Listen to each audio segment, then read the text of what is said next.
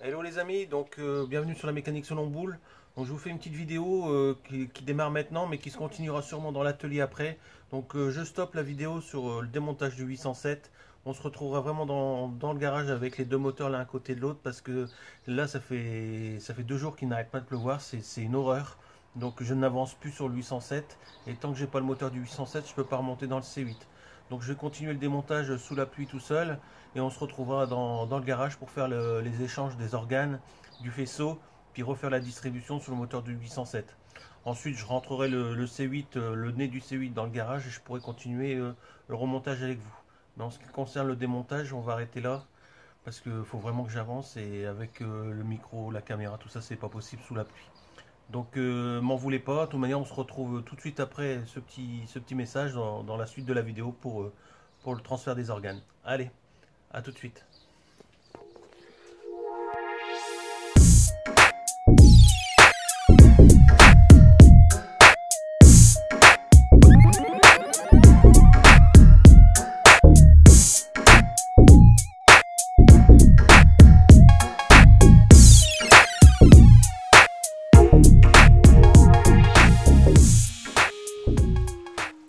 Voilà les amis, donc hier quand on s'est quitté, j'allais continuer le démontage du moteur du 807 tout seul sous la pluie. Donc ça y est, c'est fait, il est prêt à être retiré. Il ne nous manquera plus que la chèvre, qu'elle soit disponible pour retirer le moteur du 807. Donc on va être tranquille maintenant pour travailler au sec et faire des vidéos. Tout de suite derrière, on va pouvoir travailler un peu sur le moteur du C8 qui a eu la courroie de distribution de cassé. On fera le point dessus et on verra les pièces qu'on va récupérer pour mettre sur le moteur du 807. Je vous fais voir en même temps le temps qu'il y a en ce moment dans le nord. C'est vraiment pas un temps à mettre un chien dehors.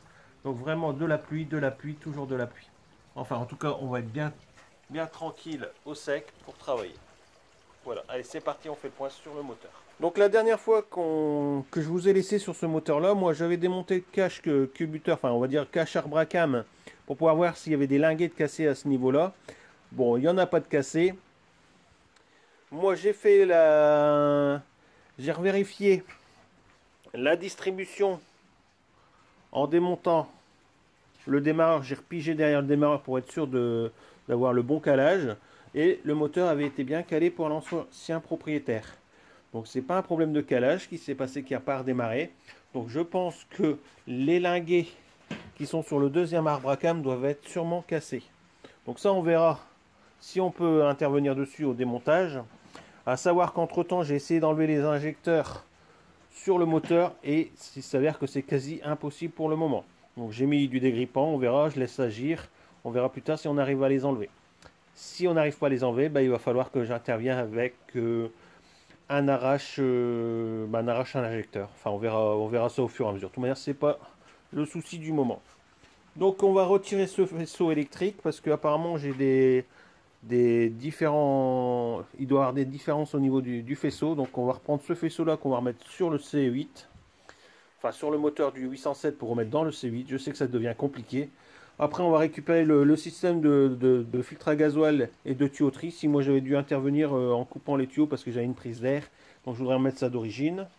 On va récupérer aussi le support ici de remplissage d'huile. Moi il est cassé, donc je l'ai toujours eu comme ça, donc ça me permettra de récupérer quelque chose de propre. Après je vais récupérer aussi sûrement les tuyaux de dépression avec les électrovannes, parce que je pense qu'ils étaient différents sur le 807.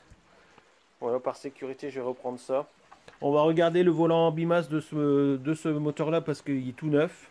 Donc moi il y a plus d'1 an déjà, donc je pense que je vais récupérer celui-là. J'ai déjà prévu les joints SPI. Donc comme ça, on remplacera les joints SPI aussi. Donc pour ceux qui m'avaient posé la question par où était arrivée l'huile, alors en cherchant, par rapport au démontage de la baie de pare-brise, c'est ici par rapport à l'axe. Alors je vais essayer de vous mettre un peu dans la lumière. Voilà, l'eau est passée par ici. Vous voyez. Alors sûrement comme la baie de pare-brise était démontée, tout de même on peut voir qu'il y a de l'oxydation suite à l'humidité et que ça doit faire un moment que le véhicule était à l'arrêt. L'eau elle s'est tout doucement, elle a emprunté l'axe, elle a du coup ruisselé tout au long de l'axe et descendre dans la boîte. Donc voilà, ça c'est pour ceux qui m'avaient posé la question d'où venait l'eau dans la boîte. Au moins on sait par où qu'elle est arrivée. Donc voilà ce qu'on va faire aujourd'hui. Donc je vais mettre le téléphone sur son trépied, puis on va partir dans le démontage du faisceau. Allez, go. Donc voilà, c'est parti les amis. Donc petit conseil, commencez toujours par une extrémité de faisceau. Donc moi ici ça va être d'abord les injecteurs. Bon, dans tous les cas je les ai déjà démontés. Donc vous déconnectez les injecteurs. Ensuite il y aura le capteur Arbracam à déconnecter. Puis après on avance automatiquement avec le faisceau. Donc après on arrive ici, on aura une petite boulotte en plastique. Après on a ce qui s'en allait au BSM. Et bah oui, c'est tous les connectibles qu'ils allaient au BSM. Voilà, 5 Rislan, il n'y a pas de souci. Ensuite, voilà, c'est dans mon anti-clips. Voilà. Ensuite, c'est ce qui va partir le bout de faisceau à l'alternateur. Je vais vous baisser un peu. Voilà. Donc, ici, alternateur. On a la sonde de pression, enfin de température d'eau ici derrière. Voilà. Ici c'est bon. On aura le bout de faisceau qui s'en va vers le démarreur à récupérer. Voilà. Donc nous le démarreur est déjà déconnecté. De toute façon, petit conseil, quand vous devez intervenir sur un faisceau, n'hésitez pas à prendre des photos ou faire un petit schéma sur une feuille de papier ou même faire des repères avec un scotch et des petites écritures dessus, hein, si vous avez vraiment peur de dire ouais je sais plus où il va aller celui-là, bon vous mettez un petit bout de scotch, un petit nom dessus, puis voilà, ou des photos. Maintenant avec le smartphone c'est vite fait, et en plus avant on avait des connectibles qui pouvaient aller à des emplacements identiques, mais maintenant c'est fait en sorte que chaque connectible a son emplacement. Donc voilà, on continue. Donc ici c'est déjà déverrouillé. Alors là, j'ai une petite clé de 10. Alors pour les passionnés de diamètre, ça sera une vis de 6 pour une clé de 10. Donc le diamètre de la vis, ça sera du 6.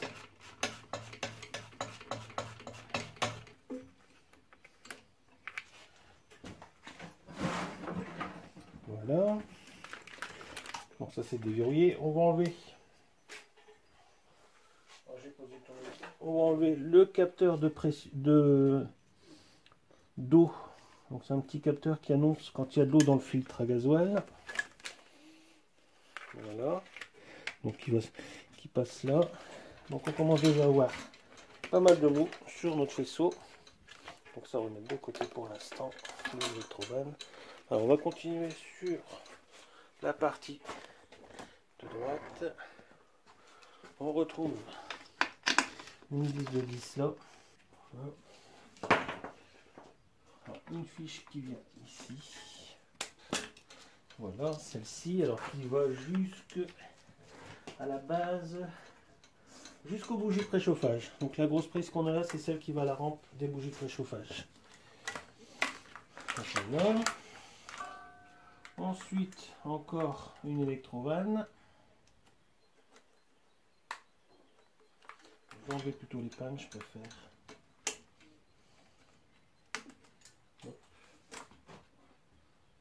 C'est pas perdre le fil. Ensuite, on a le fil qui va au capteur de vitesse. Une sonde.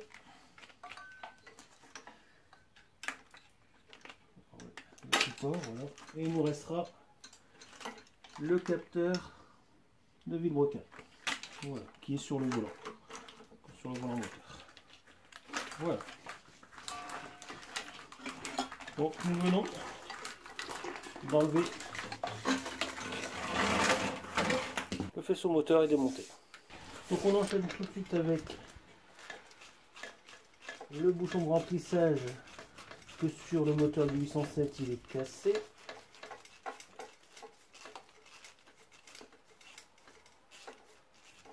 Voilà. J'ai enlevé le collier. Enfin le collier ici c'est un Rislan. Donc j'essaie sûrement moi de remettre un collier. Hop. Voilà, ça, récupération. Allez, j'enchaîne tout de suite avec le bloc de gasoil que moi je vais récupérer. Donc je vais essayer de récupérer le maximum de tuyaux. En sachant que dans toute façon ils seront disponibles après.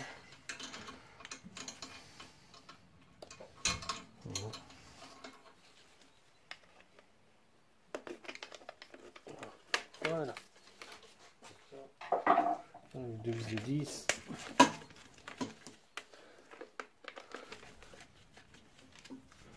Hop. Voilà, un bloc filtre gasoil avec son tuyau. Hop.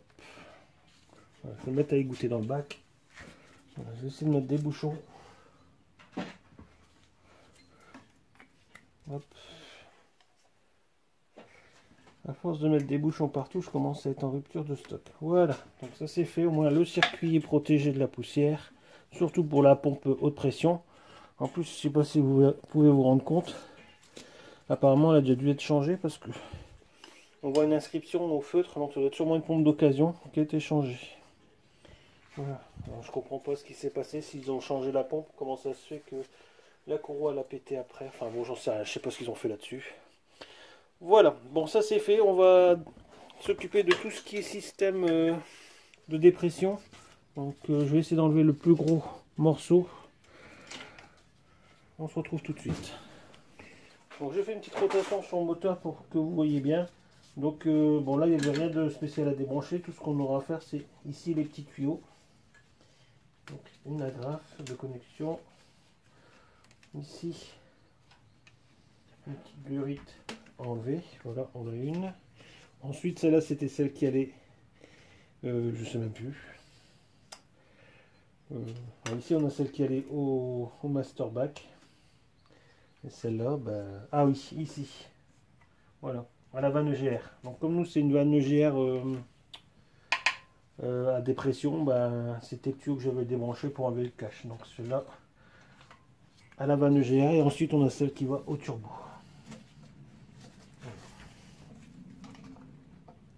Voilà. Donc,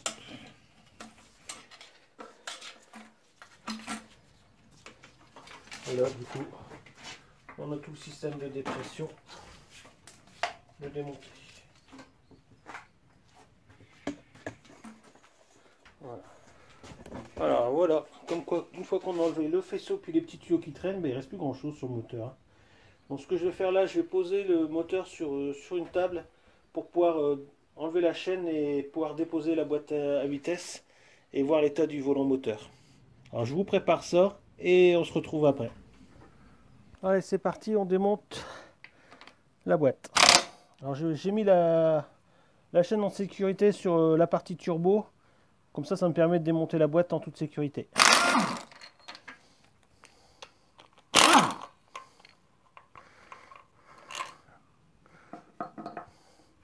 Voilà, donc deux vis sur la façade, il y en a deux en arrière-plan que je vais enlever tout de suite.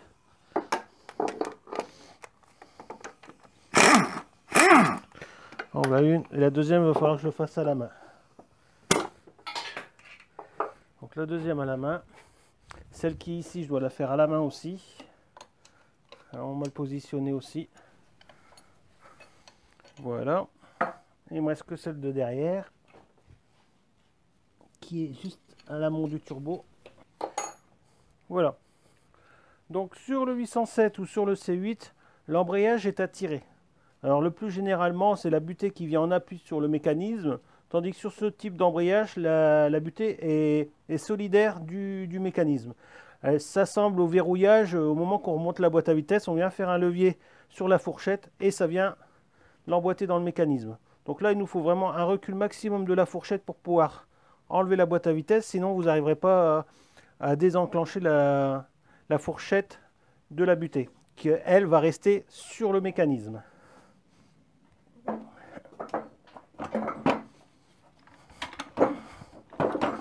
Voilà.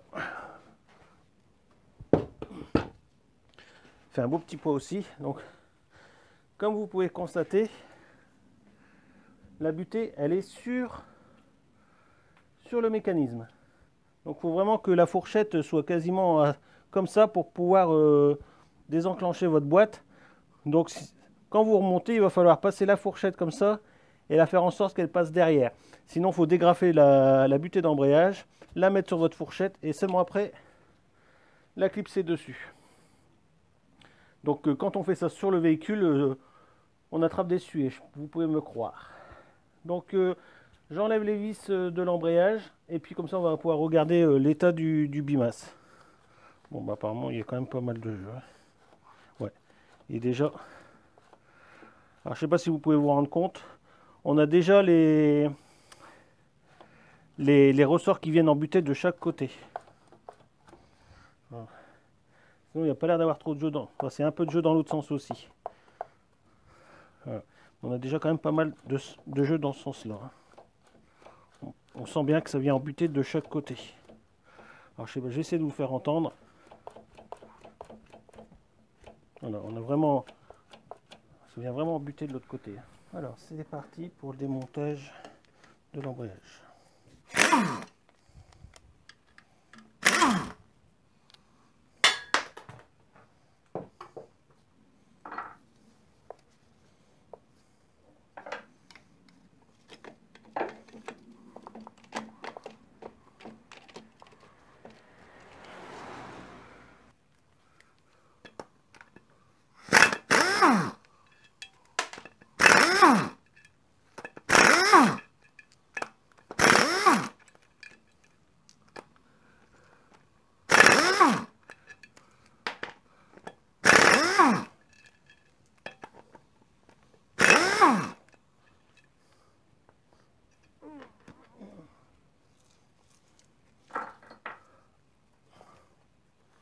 Ah, encore une.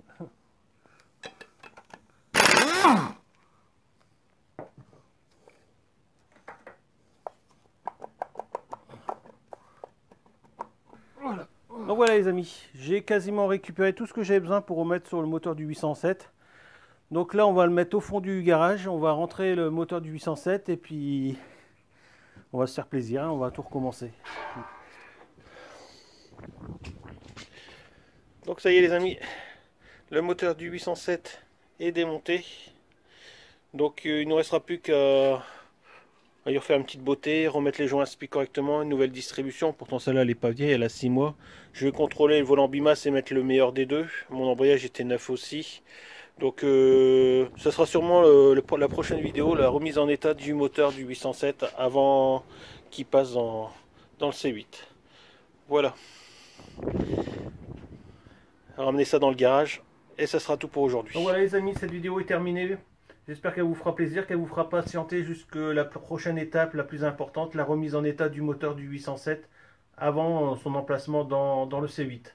Donc distribution, joint spi, on va vérifier le volant bimas, puis remonter tous les accessoires et le faisceau électrique du C8. Voilà. Allez, à très bientôt sur la mécanique selon boule.